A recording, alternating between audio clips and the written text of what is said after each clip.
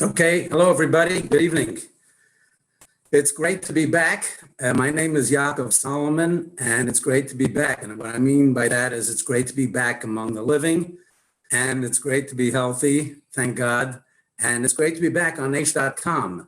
I spent a lot of years on H.com, about a dozen years or so, with a few hundred Salomon Says blogs. Some of you may remember them, and lots of articles. So I want to thank the editors, Nehemiah Coopersmith, Shraga Simmons, and Jack Calla for bringing me back. They invited me a few weeks ago to tell my story. It was very exciting for me because it's something that I have wanted to do. So here I am doing it. Let me tell you something about myself. Basically, thinking about how to introduce myself to those of you who don't know me. I'm a family guy. I've been married many, many years to a great wife. We have 8 married children, all married, all with kids, and they're terrific. They're wonderful. And I consider that to be a very important part of my life, maybe the most important part of my life. In addition to that, I speak a little bit and I write, and I'm a psychotherapist in private practice. I live in Jackson, New Jersey. Just so you know who I am a little bit. And over the next 30 minutes or so, that's all I have, I'm going to be sharing my story. And I'm going to be telling you about 5 different lessons that I learned from this story. Now, to divide up 30 minutes to tell all this is not so simple. And I basically had 2 possibilities. I could either concentrate on the story and what happened to me, or I could concentrate on what I think I learned from it. And that's not an easy decision to make, let me tell you. Excuse me, because most people really, I think, are more interested in, tell me the story, tell me what happened, because, which I tell you, we're curious. We like to find out about things, and the stories about other people especially. But fact is that I think it's a little more important to try to see what I gained from it, and maybe you'll gain some of it too as well, maybe not in the same way. So you'll be hearing something about it. I will set the stage and give you an idea of what it is and what happened to me. But I think I'm going to spend most of the time telling you about what I think I learned from it. I know people say, give the audience what they want. I'm not really going to do that. If what you want is all the gory details, they'll have to catch me some other time. But I'm going to give you some of them and then set the stage for what I think I learned. That's basically what we're doing here tonight. It all started, as best as I can recall, on March 15th. And how did it start? It started in a very undefined way. A lot of people I found out who are not from the New York area didn't know a lot of people who had COVID-19. I spoke to people out of town, different places, different countries, even in Israel. I mean, you didn't even meet that many people who even had it. But over here, this was really happening, as you know, happening in New York, New Jersey, and California, happening a lot in the urban areas. And sure enough, I started feeling, I didn't really know what it was at that time. And it was kind of like an undefined, uneasy, disquieting kind of feeling. And I decided to take my temperature. I took my temperature, and sure enough, 101. Said, I'm coming down with something. But I didn't know exactly what it was at the time. It didn't take long.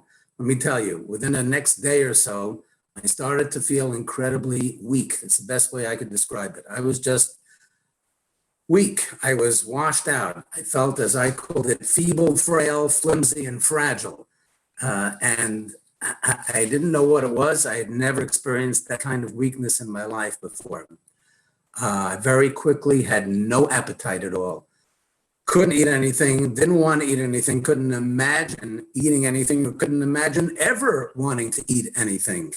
That's how bad that was. I took Tylenol, took a lot of Tylenol.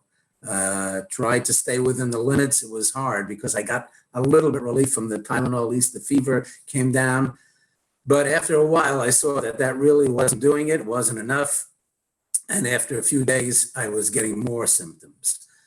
Lots of chills, lots of chattering teeth.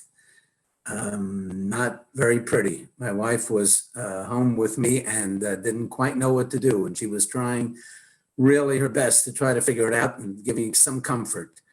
I had strange symptoms, nightmares, lots of nightmares, very strange dreams, vivid, extremely vivid. And I wasn't even sleeping that well. But as soon as I fell asleep, somehow I felt like I was entering a different universe, like an Outer Limits or a Twilight Zone, if you remember that.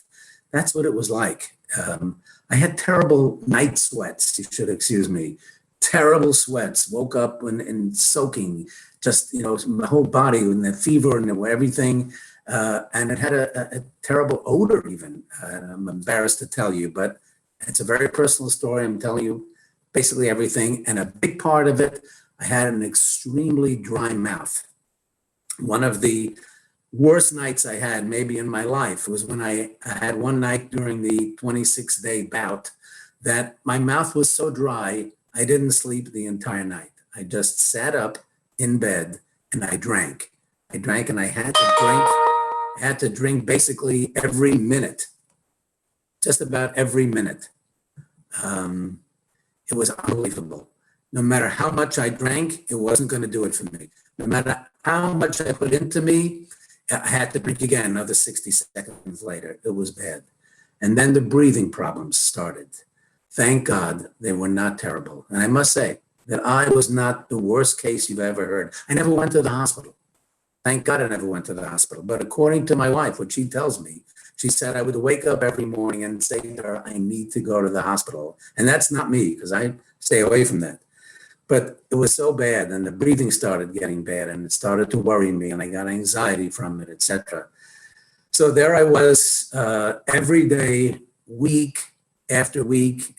There was zero change from one day to the next. One of the worst nights I had, and the worst night of my life, was when I got up at 3 a.m. and felt like I couldn't breathe at all, and I called Hatzalah, the marvelous local ambulance service, and they came over and they reassured me. They said my numbers were good, my oxygen level was good, and it was okay. It was on the border, and they were not taking me to the hospital. I thought I was going to the hospital, and I must tell you, as I knew many people, when you go there, many did not come back. So that's the last thing that I wanted. So that night was all night, and that was 3 a.m. It started at 3 a.m. and they gave me an oxygen meter to put on like a pulse on my finger. I just watched it all night and watching the numbers. Those meters are wonderful if you're not OCD. If you're OCD, they're not so good. So thank God I'm not OCD. So I was able to use it and monitor it and see my numbers and see that I was still within range and I was okay. And a big help during that time, by the way, was I had two doctors at my call. I was able to speak with them when I needed to. They called me even, Dr. Jonathan Cohn, Dr. Jeffrey Teitelbaum, fabulous people in the medical profession. And they guided me through and did a lot of reassurance, et cetera. And at some point, Dr. Teitelbaum put me on the hydroxychloroquine. And I'm not even sure if it helped. I took it for 7 days. It's a lot of big controversy. I don't know if it helped, but there it was. And I took it. I don't know if it made a difference at all or not. Originally, I had taken the zithromycin, which was my go-to medicine. Took it before I took the hydroxy, but I don't know what helped. But it seemed like nothing was helping. I was so weak, I thought that I would just fade away. And I didn't know how anybody could get any more weak and still be alive, especially since I was not eating. At some point, I had a line put in intravenous just to get fluids in for a while because I wasn't eating. Drinking was very difficult. It's hard to go over this, I must tell you. I have not gone over this in a while.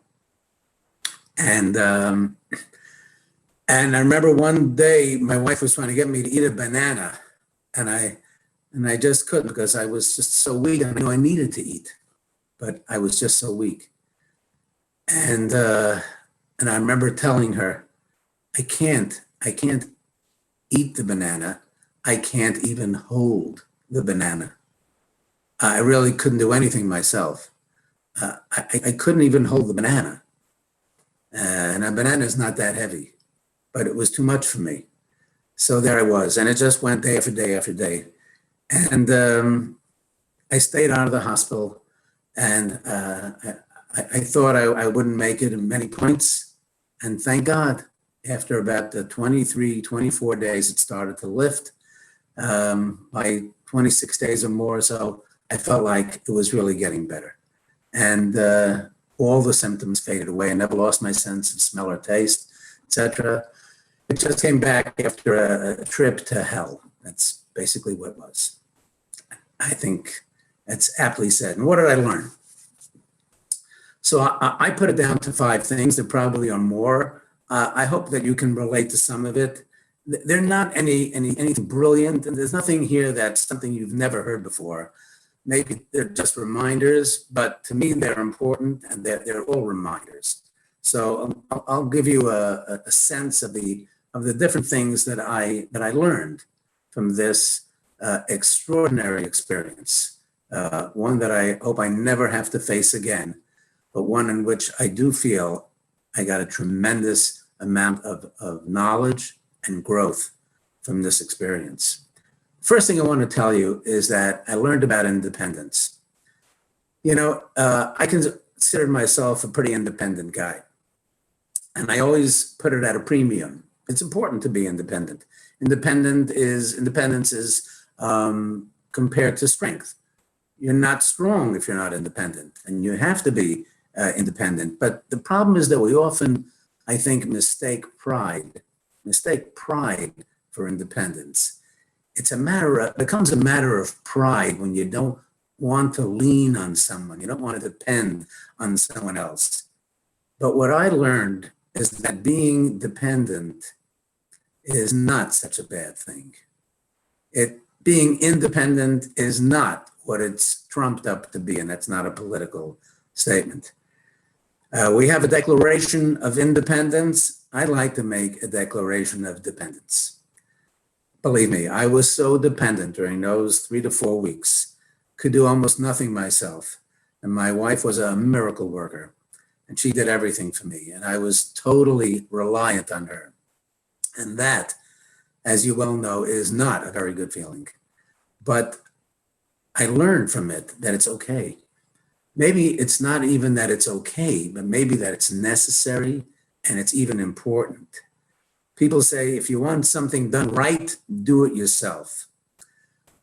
Not true, or certainly not always true. Sometimes it's done right when it's done by someone else. And if someone else can do it for you and do it better for you, it's pretty important. And it's a good thing. You have to let other people help you. You have to allow people to do for you. It's good for them to be able to give, and it's good for you. The Torah tells us, Lo tov hayos adam levadai. It's not good for a person to be alone. And it's not only to be a life partner, and it's not only to understand that you need company, but being dependent on someone humbles you a little bit. And it puts you in a place where you're more connected to people, because there's a give and take. It's not only one way. So I think it's important, and what I learned is that I have to get a lot more comfortable with relying on other people and not feel like I've got to do everything myself. And if I don't, it won't be good, or it'll just never get done. Not so. That's lesson number 1 for me. Dependence, not always and not completely, but certainly a lot more than I was used to. That's number 1. Number 2 is quite personal and a little difficult to talk about, maybe the most difficult to talk about. But I can say that the thought of dying is probably in everyone's mind. We don't speak about that. We don't speak about dying, and we don't speak about our thoughts about dying or our fears about dying. We don't. Maybe because it's bad luck, or maybe because it's ayin hara, an evil omen, or maybe because it's too painful or too confusing or just too difficult to really talk about it. And we don't even like to think about it too much. That's how scared we basically are. But the fact is that everybody thinks about death, and everybody has a certain fear, I imagine. And in the times that I would think about it in the past, I would have this macho kind of feeling like, I'm not really afraid of dying. And I took it as kind of a logical thing, like there's nothing to be afraid of. First of all, in case you haven't noticed, everyone dies. We all die. This is a temporary existence and a temporary world. We don't like to face that. We like to go through life pretending that this is it. We like to go through life feeling like, we have nothing else. So, it's never going to happen. So we're in total denial. But the fact is that we all die. And it's probably healthy to think about it and to talk about it. And our sages tell us in the Talmud, they tell us that it's a good thing. It's a good thing to think about it because it kind of keeps us in check. Because when you think about the fact that we're really mortal, that puts a different spin on things, right? It puts a little different perspective. So this is not something that is bad or something that is something that we need to stay away from. Of course, the fact that it's not bad doesn't mean it's not sad. Death is sad, and we miss our loved ones.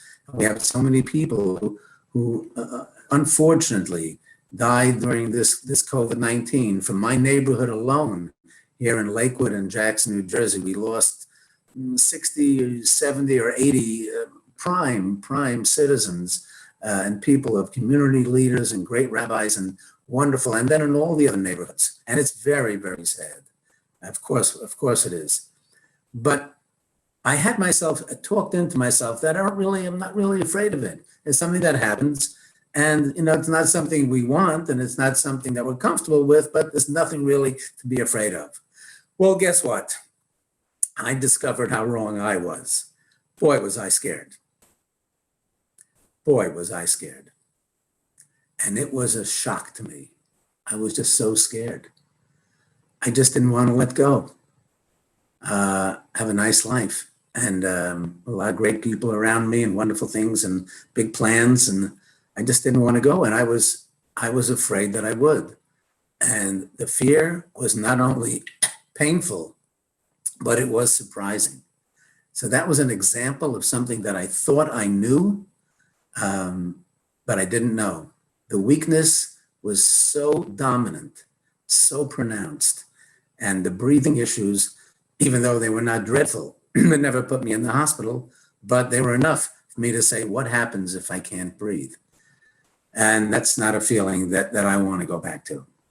So that was a big lesson to me, because I don't think that it's good to be afraid of death. I don't think so. I think it's normal. I think it's natural. I don't think it's a good thing. I think fear should be reserved for God. We should have fear of God, and maybe a little fear of our parents. That's what the Torah tells us. We should have that also. But fears in general are not great. They're not healthy. They put us in a bad place. They get in the way.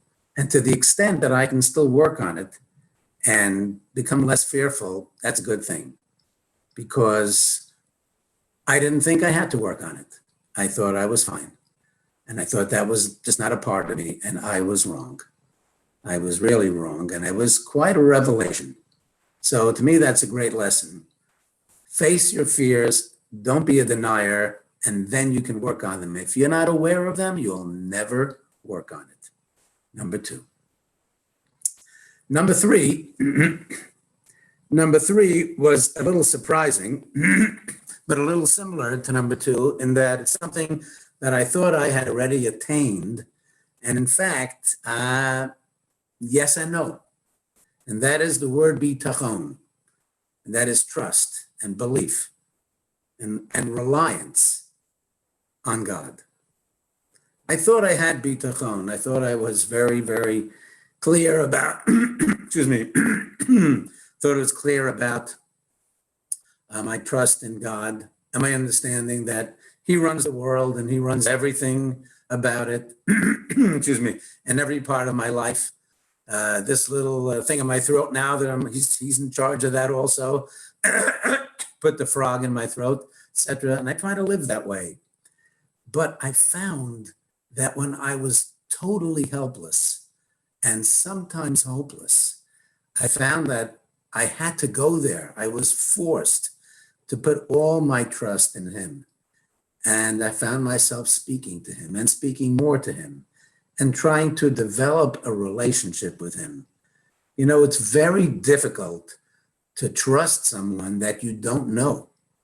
Very difficult to trust someone that you don't have a relationship with. Now, a famous expression is that you don't, sorry, you don't trust a used car salesman, right? Well, you don't have a relationship with a used car salesman.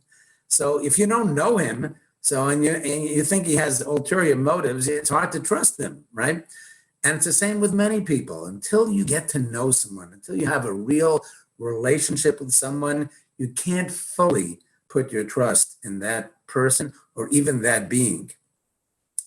Having a bitachon is not yes or no. Now, you go to a doctor's office and he gives you those forms to fill out, and there are reams and reams of papers and questions. Have you ever suffered from this in your spleen and your kidneys and every possible malady, everything possible. So when you check it off, usually it's a yes or no. Have you ever had this? You ever had that? Have you ever had heart failure? Whatever you did, diabetes, it said yes or no, this condition or that condition. But bitachon is not like that. It's a continuum. It's something that constantly needs to be worked on. You need to ask yourself over and over again, how much am I really trusting in Hashem? How much is God in my life? How much do I think that my health is only to do with how well I eat and how much I exercise? And how much of my living is only much to do with how brilliant I am and what great decisions I made and how the opportunities just worked out for me, et cetera, et cetera. We have to understand that God is really pulling the strings. And if you didn't see that after COVID-19, that he was just there and just doing everything and making all of us totally clueless, totally helpless. One day's news is the next day's old news. And the most brilliant minds in the world were rendered completely useless and helpless.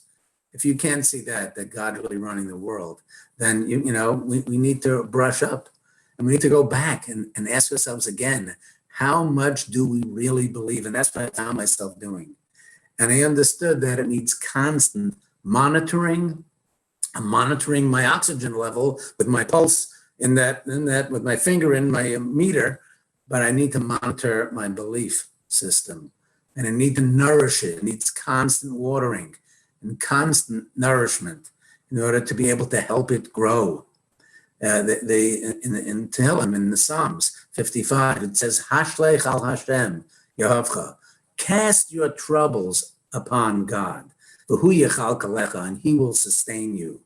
So I heard a great example of how to really understand that.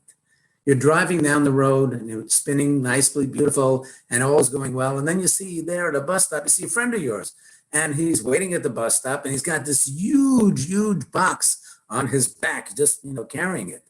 And you see him, and you pull over. And you say, "Hey, David, come into my car. I see you carrying this heavy package. There's room in the back." So he goes into the back seat, and it's perfect. Now you're driving along, and as you're driving along, you look in the rearview mirror. When you look in the mirror, you're looking behind you, and you see, to your amazement, that David is sitting there with the package still on his back. And you say to him, "What are you doing? What are you doing? I'm driving you anyway. Put the package down on the seat next to you. You don't have to carry it." And the parable is so beautiful. God's carrying us anyway. And he's carrying us anyway. You might as well put the package down. We're in his car. He's taking us for the ride. And we have to take all of our troubles and all of our worries and say, we have to trust God. He knows what he's doing. It's not easy to do, especially when we're suffering, and so many people suffer in so many different ways. It's really hard to do. But if you believe that he's really driving that car, you can put the package down. Bitachon, really trusting in Hashem, trusting in God, is really the answer to all of your worry problems. People that have great trust don't really worry. It's a fantastic, beautiful way to solve one of life's biggest problems. That's number 3. Number 4, I began to realize as I was recovering, even a little bit before that, that one of the most difficult things for me, because I had a very difficult recovery, I didn't speak much about that, but I had what I thought was something like post-traumatic stress disorder, because I was very, very anxious, even as I was getting better. I had sleepless nights, very jittery, walking around nervous, anxious. Maybe it's coming back. Maybe I'm not really better. Lots of different worries, etc. But I found that a lot of it was being fueled by negative stimulation. And I think you know exactly what I'm talking about. The media, the websites, the magazines, everything you saw was negative. And it seeps into your system. It grabs a hold of you and it doesn't let go. And before you know it, it is destroying you. And I pulled out. I stopped reading all the negative articles. And I stopped reading all the obituaries. And those obituaries were very sad and very painful. And I felt myself suffering through them. Some people who I knew and people who I didn't. And just reading about the families and the articles. You know what? It was too much for me. I had to get away from it. And I pulled out of all the negative stimulation. And the problem is that we're immersed in the news, so much of us, but all of it is negative. Almost all of it is negative. We have this delusion. We think that information or knowledge is power. And the more we know, the more we're in control. It's phony. It's counterfeit. We're not really in power. We're not really in control if we know more. And this really proved it. Because when we thought we knew something, a day later, we found that it wasn't true. How many times we heard about the predictions, and the predictions was off, and the hospitals are going to be packed, and we're not going to have enough ventilators, and there's going to be a second surge, and there's going to be, and the surfaces are bad, and the gloves are important, and then everything changes all the time. Folks, it's all negative, and it's unhealthy. Don't fall prey to what they're giving you and what they're feeding you. It's hard to pull out because you think, I just have to know. We're almost addicted to the news and finding out things, but it's not healthy. You're much better off, and I found out personally, I was much better off when I stopped. And I felt a tug. I felt like I wanted to go back, like an addict a little bit, but I stayed away, and I got better from it. And the more I stayed away, the better I got. And number five is really simple. You see, it's really simple because it's something that I do all the time and that I preach all the time, but until I feel it myself, you don't really know that it's there. And that is the power of talking. Just talking. It's so important. I tell people all the time, if you have a fear, you need to talk about it. If you're mourning, you need to talk about it. But when it comes down to it, and you see the healing power of speaking, you realize that this is not just, a good idea. This can make the difference. I found myself looking for people to talk to as I was getting better. And I found myself hoping that somebody would ask me, oh, tell me your story like I'm doing now. It's so therapeutic for me. Thank you. Tell me the story. So, he asked me and tell me more details. And then he would ask me questions. And I would be so grateful and appreciative. Always ask me questions because he's giving me time to talk about it because it's letting the pus out. We need to get the pus out. Everybody understood this. Everybody knows it. But when it comes down to it, somehow we're reluctant to do it. We don't realize how powerful it really is. But you need to push that out. I grew up in the house of Holocaust survivors. My father, a blessed memory, he never spoke about his experiences in 6 different concentration camps. He never spoke about it. All the years. I don't think it was healthy, but he was trying to protect us. I understand that.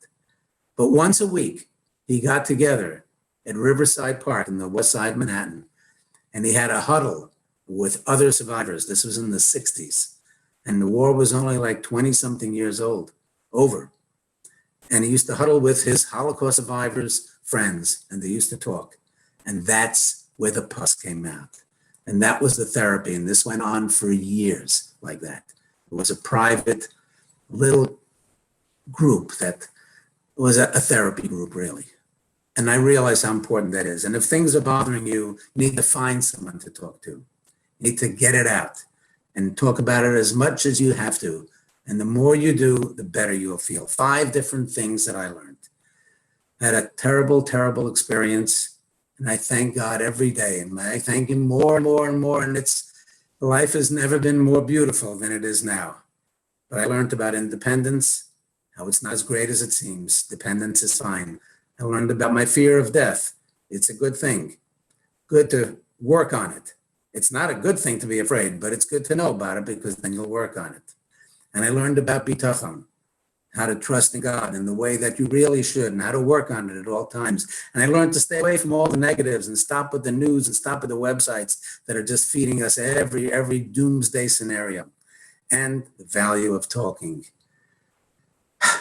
My time over here is up. I was about to say my time is up, and I don't want to say that. So my time over here is up. I hope you gained something from this. You know, our sages tell us that where we learn a lot, and even the trials and tribulations that God gives us are extremely valuable, and they're given to us actually with love from Hashem, with love from God. At the same time, we're not allowed to ask for them. We're not allowed to hope that we get these trials. So it's a funny kind of dual situation. We certainly don't want them, but once you have them, we use it as an opportunity for growth. And as I said in that trailer of ours, said the question really will be not so much what the pandemic did to us, but what this pandemic did for us. I'm Yaakov Salomon. I thank you for listening. I hope you stay healthy. I hope you stay well.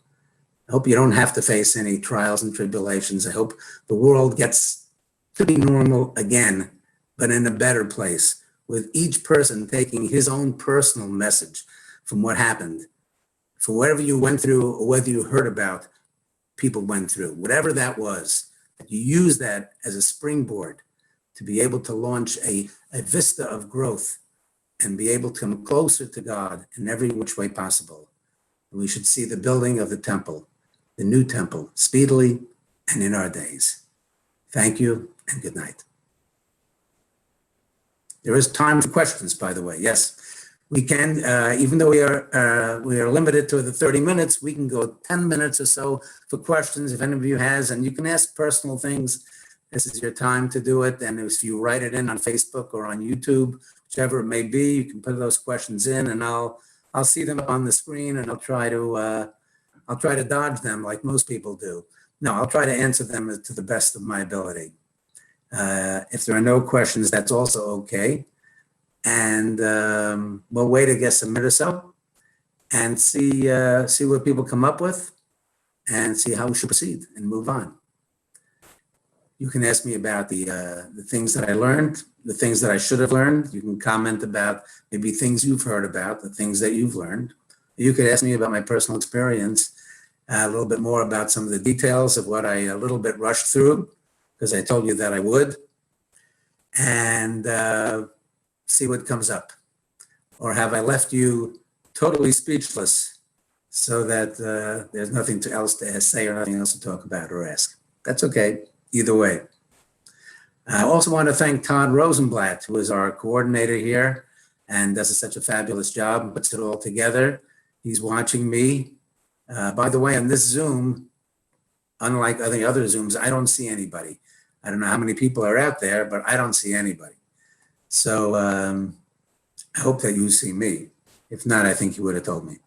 So thank you to Todd. And I guess if there are no, somebody said thank you. Okay. Oh, I think that was Todd saying thank you. So I say thank you and I wish you a good night.